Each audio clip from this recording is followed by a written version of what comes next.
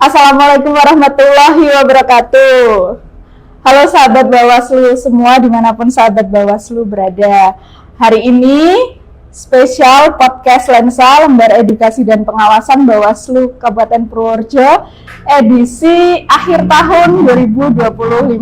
Karena besok kita sudah menyambut awal tahun baru dan ini adalah di penghujung akhir tahun 2025 dan tamu spesial kita di podcast kali ini yaitu dari Perisai Demokrasi Bangsa. Nah, di sini saya sudah bersama dengan ketuanya, namanya Mas Lutfiana Fahrurozi, dan kita hari ini akan bincang-bincang sebenarnya kenapa sih Bawaslu mengundang Perisai Demokrasi Bangsa, apa itu Perisai Demokrasi Bangsa, dan hubungannya dengan Bawaslu Kabupaten Purworejo ini seperti apa. Nah, kita akan kupas di podcast Lensa kali ini. Nah, saya ingin menyapa terlebih dahulu. Selamat pagi Mas Lutfi. Alhamdulillah, Eva. Yes. Sehat ini? Alhamdulillah. Alhamdulillah. Oh, lagi batuk. Lumayan. Oke, nggak apa-apa. Tapi fit ya, kondisi maksudnya untuk menyampaikan bincang-bincang kita kepada sahabat Bawaslu siap ya hari ini. Oke. Baik, Mas Lutfi mungkin bisa dijelaskan terlebih dahulu sebenarnya ini Perisai Demokrasi Bangsa ini itu sebuah lembaga yang seperti apa sih? Dan apa latar belakang yang melatar belakangi kenapa kok Perisai Demokrasi Bangsa ini dibentuk? Menarik nih pertanyaannya ini. Kalau dari Perisai sendiri, awal berdiri itu tahun 2023. Awal keresahan itu karena beberapa pemantau yang lain kan sudah ada terlebih dahulu. Kalau kami dibentuk itu atas dasarnya menjadi pemantau pemilu. Kalau keresahan awalnya itu karena kita ingin mewadahi alumni dari pengawas partisipatif, baik dari Bawaslu ataupun ya, pendidikan demokrasi yang lainnya. Karena setahu saya karena di Bawaslu tidak bisa mendeklarasikan atau membentuk organisasi di bawah Bawaslu, ya kami berinisiasi alumni SKPB dan B2P untuk membentuk organisasi yang lahir dari wadah kaderisasi di Bawaslu. Seperti itu. Oke, ada berapa orang sih Mas anggota Perisai Demokrasi Bangsa ini di Kabupaten Purworejo? Di Purworejo hari ini tersisa 15 orang. 15 orang. 15 orang. Yo, berkirim waktu ya ada yang luar, ada tambah, luar tambah. Oke, kalau backgroundnya itu memang dari masyarakat umum kah atau kalau seperti apa? Yang kebanyakan dari mahasiswa. Oh, kebanyakan dari mahasiswa, berarti orang-orang yang ini ya, Gen Z, anak-anak milenial gitu ya? Ya, salah satunya. Oke. Lalu ini kegiatan-kegiatannya Perisai Demokrasi Bangsa, ini dalam rangka pengawasan partisipatif itu seperti apa sih Mas bentuknya yang selama ini mungkin sudah dilakukan oleh Perisai Demokrasi Bangsa? Oke, kalau terkait dengan pengawasan partisipatif, kalau yang kegiatan yang kami lakukan mungkin sekedar kayak diskusi ya. Diskusi kemudian memetakan tahapan-tahapan dari KPU yang berjalankan kan tahapannya banyak. Kalau hari ini PDPP kami memantau perjalanan PDPP, kemudian data juga uji petik. Kalau terkait dengan yang fokusnya ke partisipatif, lebih ke diskusi dan sharing-sharing dengan teman-teman yang ada di PDP sendiri. Oke, itu kalau masa di non tahapan terutama ya Mas. Kalau di masa tahapannya ini? Kalau di masa tahapan kemarin kami terakhir di pemilihan kepala daerah, gubernur, bupati dan wali kota. Kemarin yang melakukan pengawasan di Kabupaten Purworejo karena beberapa teman-teman pemantau ada yang menjadi penyelenggara jadi nggak bisa menjadi pemantau, alhasil kurang maksimal di pemantauannya, tapi ada beberapa yang sudah memantau di Kecamatan Gebang, Loanu, Purworejo. Kami datang ke TPS, ikut berhitung, ikut melihat bagaimana dinamika di TPS yang terjadi. Oke, berarti full melihat proses dari awal pelaksanaan pada saat hari H berarti ya pemungutan sebelum pemungutan juga. Oke. Nah, itu tantangan apa Mas yang dirasakan oleh Mas Lutfi sendiri atau mungkin teman-teman anggota dari Perisai Demokrasi Bangsa saat menghadapi di lapangan kan hari H pastinya banyak sekali masyarakat yang datang, kemudian dari saksi juga pasti ada yang hadir, penyelenggara juga hadir. Nah, ini sebenarnya tantangan Perisai Demokrasi Bangsa karena kan waktu itu menjadi pemantau pemilu ya, seperti apa itu? Kalau tantangan yang paling terlihat itu karena kita sebagai lembaga memantau yang di kacamata masyarakat itu belum begitu dikenal. Jadi apa sih pemantau gitu. Jadi legal standing kita di situ ya seolah-olah kamu siapa gitu kalau dari masyarakat. Tapi kalau dari teman-teman penyelenggara ya beberapa ada yang tidak tahu dan kebanyakan tahu dan kita juga disambut hangat. Tantangannya cuma itu, nggak dikenal orang aja. Iya. Oke. Tapi sebenarnya mungkin kalau masalah dikenal enggaknya, tapi berarti ada pendekatan terlebih dahulu berarti sebelumnya. Ya. Oke. Kalau kemarin ya saya sempat berhubungan beberapa terutama dengan ketua-ketua Panwascam pilkada kemarin untuk ini anggota kami ada yang kami delegasikan di wilayah jenengan, desanya ini, TPS ini. Oh gitu. Jadi dilakukan koordinasi terlebih dahulu. Tapi kalau memang pas sebelum hari H ya berarti ya, persiapan pelaksanaan pemungutan dan penghitungan berarti. Kalau pas hari H-nya apakah juga sama? Sama, hampir sama seperti itulah. Polanya hampir sama. Oh, polanya hampir sama, oke.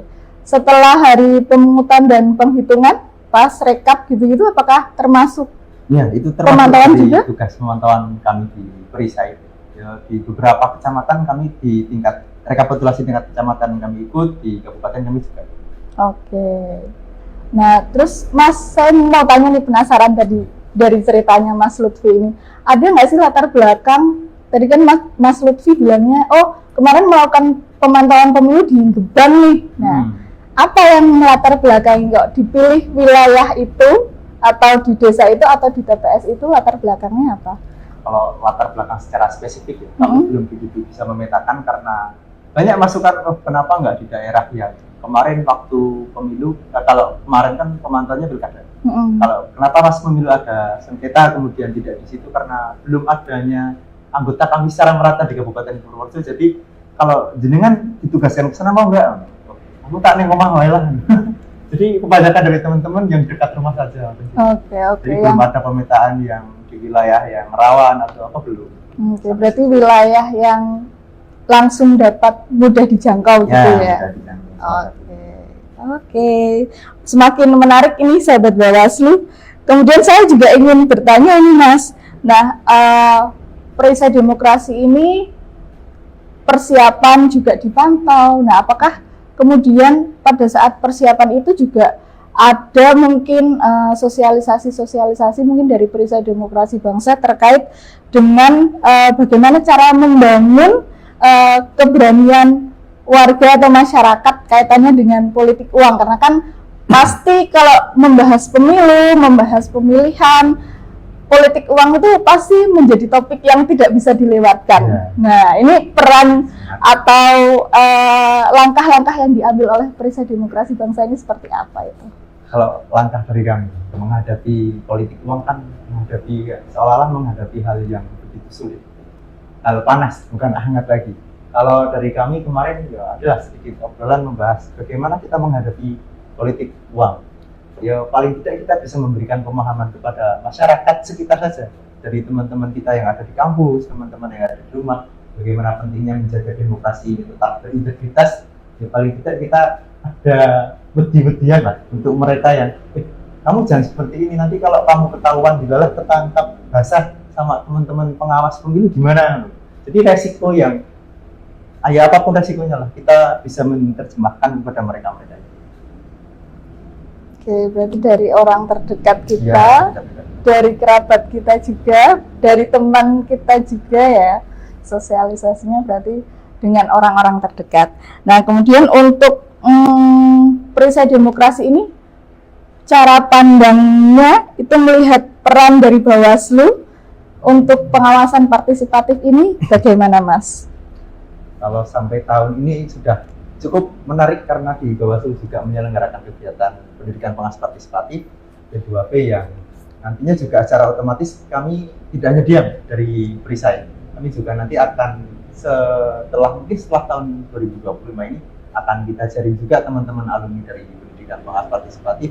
Jadi kader-kader pengawas partisipatif bisa ikut dengan kami di pemantau. Syukur-syukur kan mereka sudah paham tentang ini materi ataupun pengetahuan tentang pendidikan pemilu, kemudian pencegahan yang dilakukan Bawaslu biar lebih lebih enak lah kita memandang ke depan pemilu seperti apa. Oke, ini saya jadi ingat nih, Mas Lutfi ini kan dulu juga ikut pendidikan pengawas partisipatifnya Bawaslu ya, yang diselenggarakan di waktu itu di Semarang ya Mas. 3 hari atau berapa hari itu ya? 3 hari. Nah, berarti ilmunya otomatis juga dari situ juga. Dan kira-kira sebagai perisai demokrasi bangsa ini langkah ke depannya untuk pendidikan pengawas partisipatif ini itu seperti apa? Terkait dengan pendidikan pengawas partisipatif. Kalau dari kami ya, pinginnya itu kegiatan bisa secara kontinu ada tiap tahunnya. Biar yaitu sekaligus kita ikhtiari kita gunakan sebagai kegiatan yang pencegahan bagi remaja yang usia produktif paham tentang pengawasan partisipatif, kita jadi lebih enteng untuk tugas di pengawas pemilu, pemantau pemilu dan penyelenggara. Oke, harapannya berarti kedepannya ada lagi pendidikan pengawas partisipatif dan harapannya kita juga berharap kok perisai demokrasi bangsa juga semakin melebarkan sayapnya ikut pendidikan pengawas partisipatif sehingga bisa saling koordinasi, betul kan? Oke. Kemudian terakhir ini Mas, sebetulnya harapan perisai demokrasi bangsa terhadap masa depan demokrasi lokal khususnya di Kabupaten Purworejo ini seperti apa harapannya?